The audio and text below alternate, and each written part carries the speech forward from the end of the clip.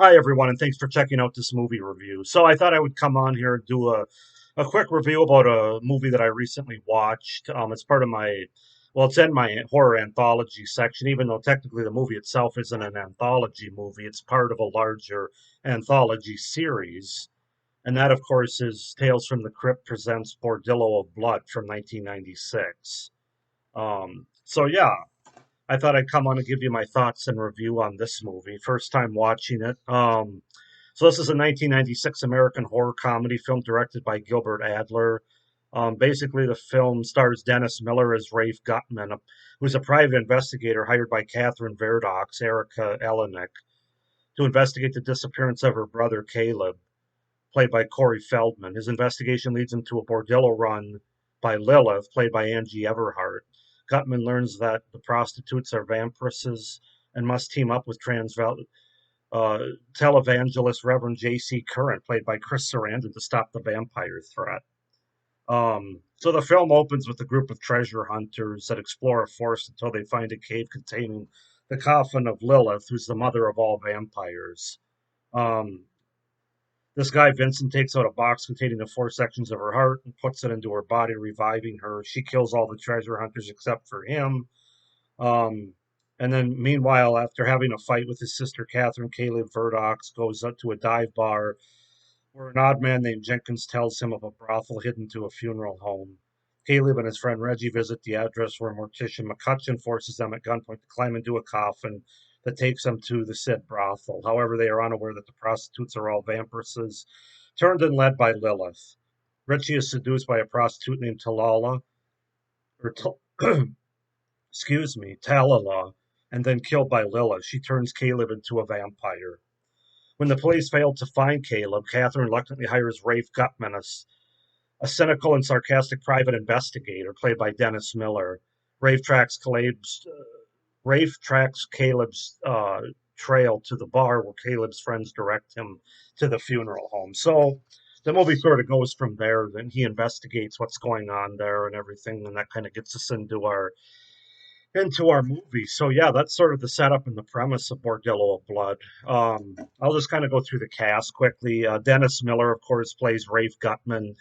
Erica Elenick plays Catherine Verdox. Angie Everhart plays Lilith. Chris Sarandon plays Reverend J.C. Current. And Corey Feldman plays Kaylee Verdox. So yeah, I don't know. I really enjoyed this movie. I haven't seen all the Tales from the Crypt movies. This is actually the first one that I watched for my collection. I need to watch the original, of course, and Vault of Horror and Demon Knight. And I think this was the last one that was made. Yeah, this came before Demon or after Demon Knight. But as a horror comedy, I enjoyed this for the most part. I really did. I'll just kind of get into my thoughts. So first, the pros. I just thought it was an overall fun movie and an easy watch. It wasn't hard to sit down and get into it and watch it. I thought the performances were good, specifically by a couple of people, Erica Elenick and Chris Sarandon. Those two kind of stood out for me as far as the cast, and of course Dennis Miller. He really carries the movie, of course. Not only being the investigator that kind of holds it together, but just his personality and his sarcasm really worked for me. And I wouldn't say I'm the biggest Dennis Miller fan from his comedy standpoint, but he works well enough for me. I like him more than some other people. Like sometimes in other things he goes a little bit too far with references that doesn't make sense to anybody else on earth, but or most people anyway. But in this movie, he's really effective. I found that the comedy overall worked throughout this movie. It wasn't There was a lot of comedy there, of course, because it's a horror comedy, but it wasn't overly silly that took away from any sort of horror elements of the movie. I didn't think the makeup's really good, I especially like the double fangs that the vampiresses have. That's not makeup, I know, but it's part of their look.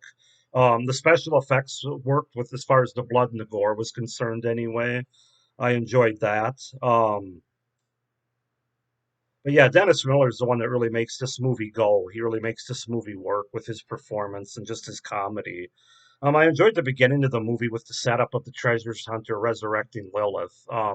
That was good. And then I enjoyed the Crypt Keeper coming in at the end and sort of wrapping up the story with some of his one-liners and comedy. I thought that was pretty good way to end the film. The film's definitely not perfect. It does have some cons. The ending doesn't really make sense. I mean, I kind of understood why they did it. They wanted to leave the audience with with a like a moment, kind of thing. But the fact that Catherine's revealed to be a vampire at the end, why did she kill Lilith then when they were fighting in the church there? It just doesn't really make sense, and it kind of feels like that was attacked on sort of forced ending to try to leave the audience with some take their breath away a little bit and kind of a little bit of a surprise twist ending, which I don't necessarily think that works. I don't think that's all that effective. The side plot with the Crypt Keeper, with the opening introduction where he introduces the film after the initial treasure hunters that we're introduced to. I thought that was kind of filler. I thought that was unnecessary to just kind of add to the length of the movie. Seemed kind of pointless to me. All the vampiresses besides Lilith, and you could even include Lilith, played by Angie Everhart, who looks really good on film, by the way. But there's not really much to their characters. They're just kind of cliche vampiresses. Um, just not really a lot there to get behind or follow.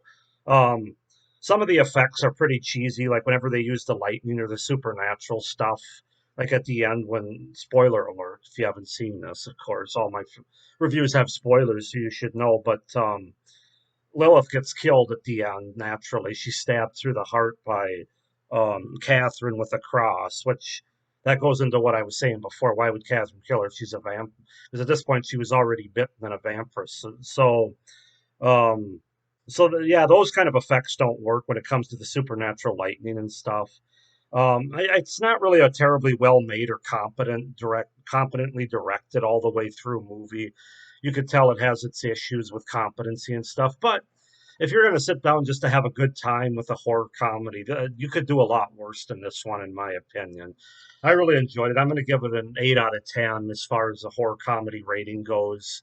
Maybe I'm being generous. I know other people that have reviewed this, and of course, I've seen the other Tales from the Crypt movies, which I haven't, so maybe that'll change. But they're not high on this one. I think most of them rank it as their worst.